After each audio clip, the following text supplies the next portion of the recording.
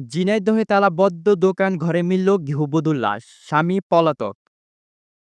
ঝিনাইদহ পৌরসভার গোপীনাথপুর এলাকার একটি তালাবদ্ধ দোকানঘর থেকে এক গৃহবধূর লাশ উদ্ধার করেছে পুলিশ। রবিবার রাত ১১টার দিকে শহরের গোপীনাথপুর এলাকায় থেকে তাসলিমা খাতুন নামের ৪০ বছরের ওই নারীর লাশ উদ্ধার করা হয়।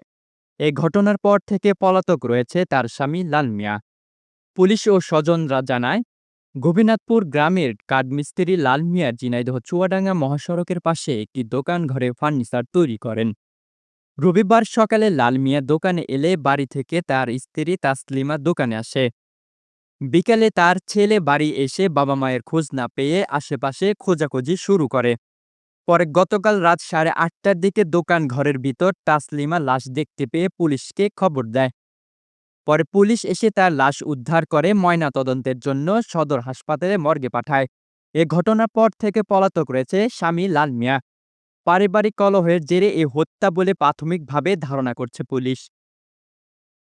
ঝিনাইদহ সদর থানার ওসি আব্দুল আর মামুন বলেন, আমরা খোঁজ পেয়েই ঘটনাস্থলে পৌঁছে লাশ উদ্ধার করে ময়নাতদন্তের জন্য পাঠিয়েছি।